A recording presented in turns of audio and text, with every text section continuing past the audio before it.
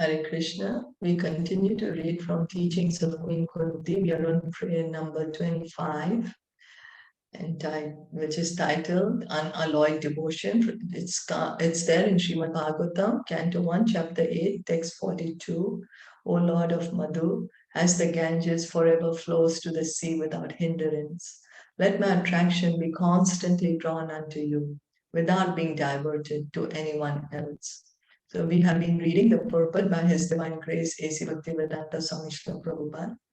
We'll continue reading. The Mayavadi sannyasis renounce this world Brahma Satyam Jagan Mithya. It is very good to preach renunciation of the world, but side by side we must have attraction for something. Otherwise, our renunciation will not remain.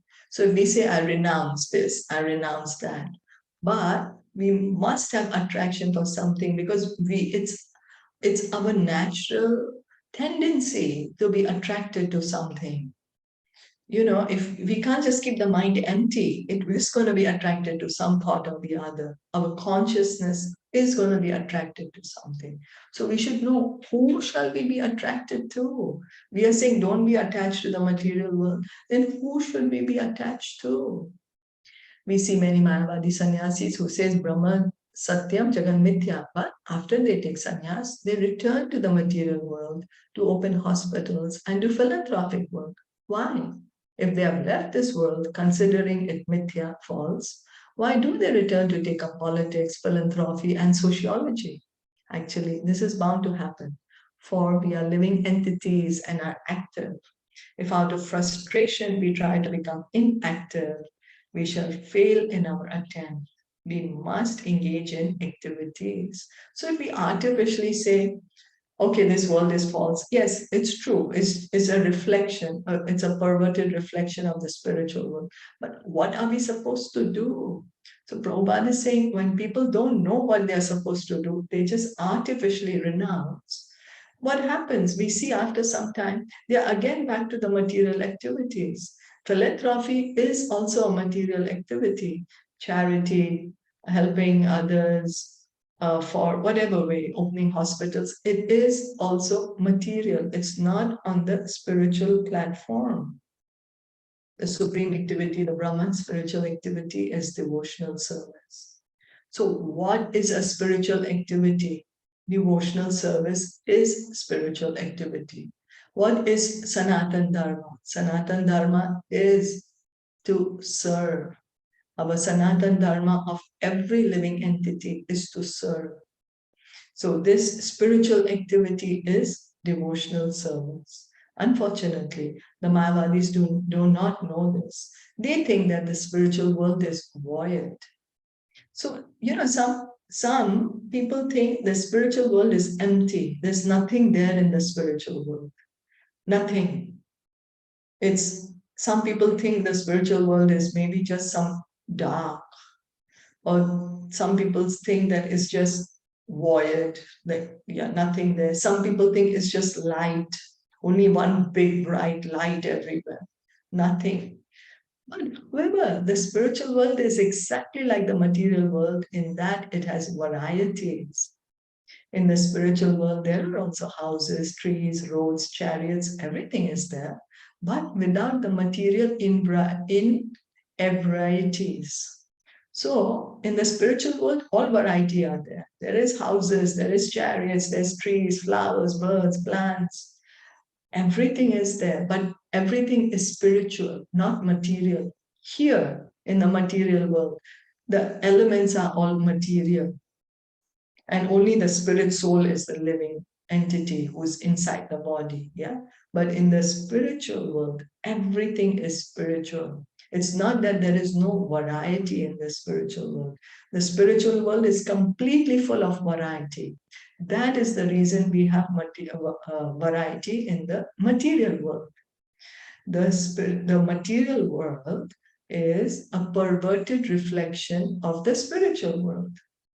For example, if I stand near the mirror, then I will be able to see my reflection in the mirror. Similarly, there is a spiritual world, That's the reason we have this perverted reflection of the material world. Krishna gives the example of the banyan tree in the Bhagavad Gita, 15th chapter. Where if we go to a river bank, then we can see how the reflection of the tree is there in the water, and it is completely perverted reflection.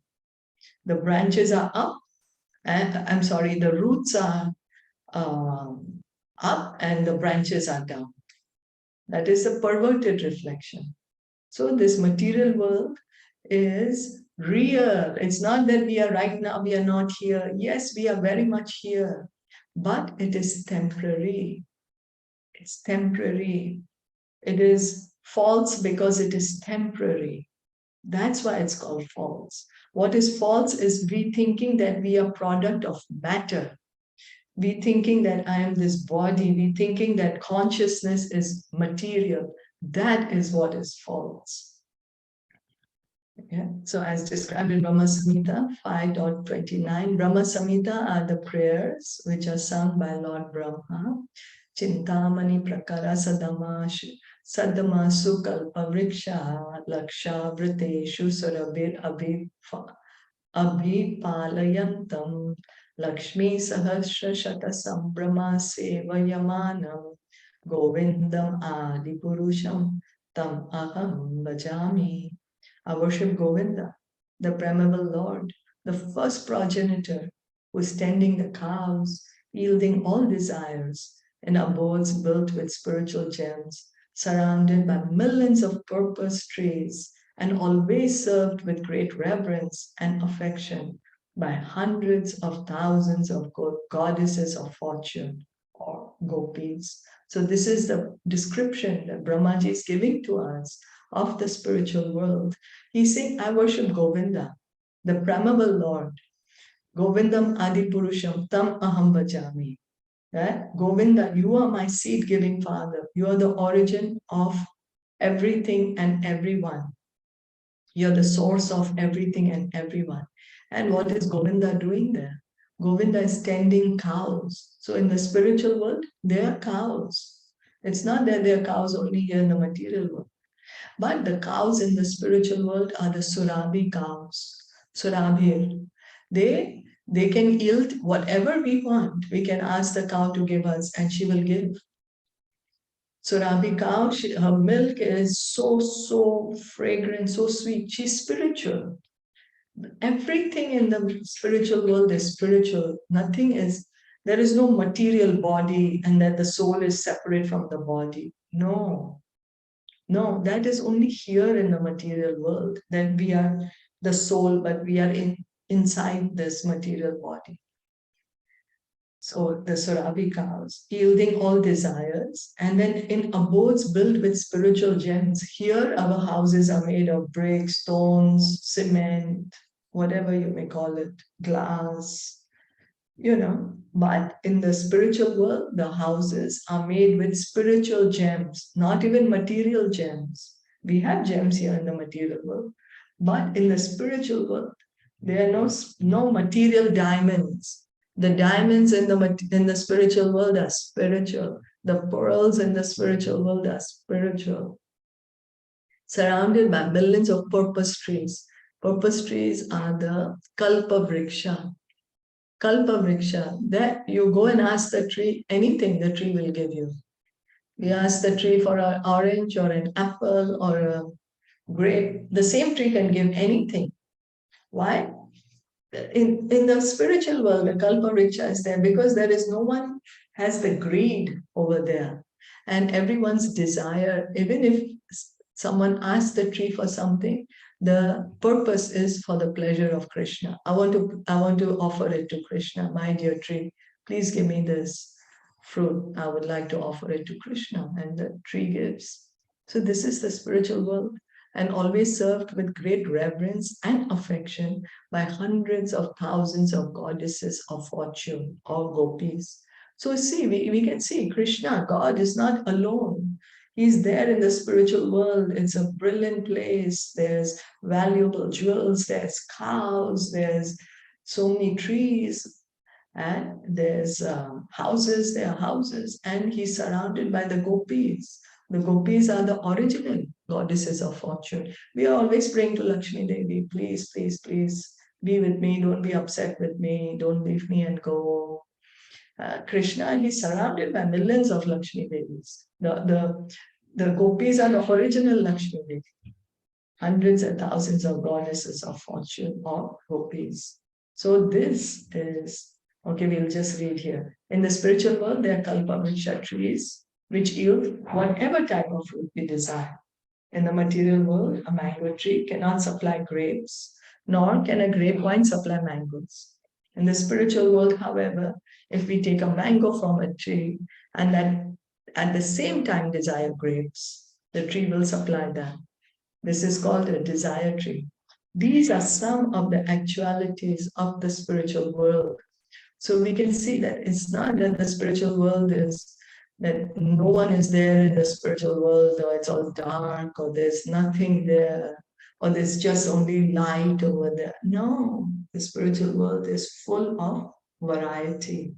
The scriptures, Shastras, they are giving us all the descriptions of the spiritual world.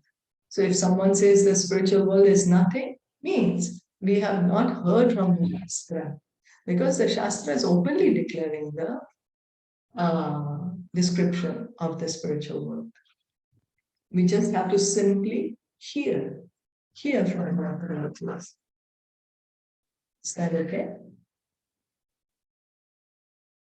Yeah. Did you want to add anything? No, I was just wondering why, like everything is there, and then I just pity the Mayavadis that they have a different outlook of the Krishna. They don't even believe in the form. I mean, everything is mentioned in the scriptures. It is not that somebody is making their own philosophy. Yeah, so we should educate everyone who we come in contact with.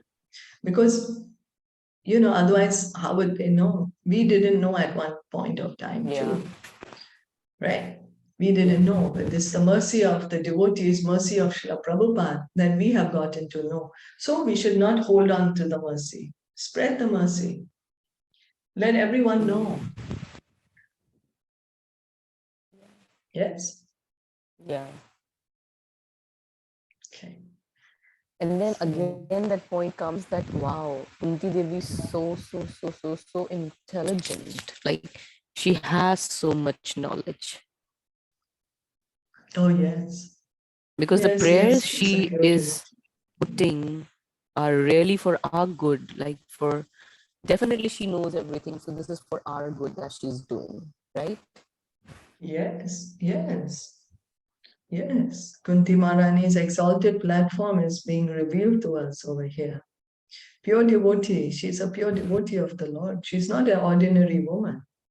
Although she's just taking the role of an ordinary woman. She's telling the Lord, oh, I'm just an ordinary woman. I'm unintelligent. I don't know anything.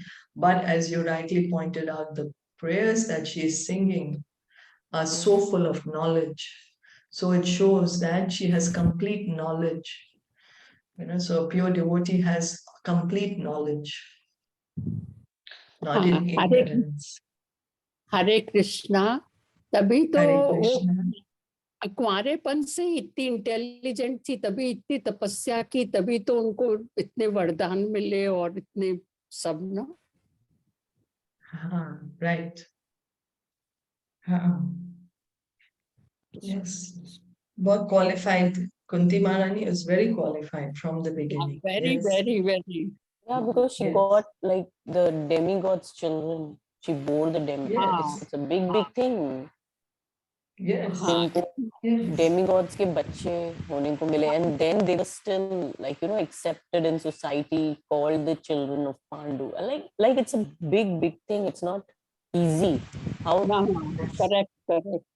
how chaste she was considered throughout.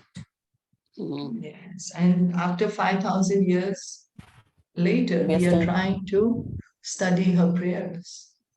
Yeah. So yes. Certainly not an ordinary. She's eternal associate of Lord Krishna. So, और हम thank you लोग so much for कितने listening and enjoying. हाँ, yes, auntie.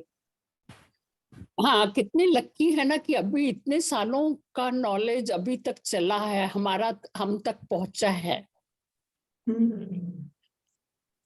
वही हमें अपने कितनी आप को फॉर्चुनेट फील करना चाहिए कि हम हाँ, राइट बोले। कितनी बहुत Yes. बड़ी बात है ना। I think all thanks to Srila Prabhupada कि उन्होंने ये बुक्स लिखे और वो लैंग्वेज में, उस लैंग्वेज में है कि हम समझ पा रहे हैं। Yes, exactly. Yes. Srila Prabhupada की मर्सी है, नहीं तो फिर हम कैसे, हमें भी कुछ नहीं पता होता, नहीं होता। फिर हम भी कुछ भी हमारे मन से जो भी आ रहा है वही बोलेंगे।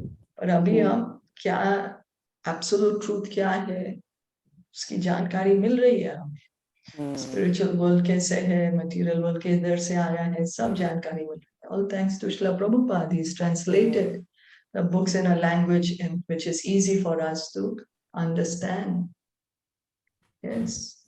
So we should always feel ourselves very greatly fortunate. Yes. Auntie Rashmi, thank you for bringing out this important point. कि कितने हरे लकी हैं हम, कितने फॉर्चुनेट हैं हम. Always Hare feel Krishna. grateful. Thank you. Hare Krishna.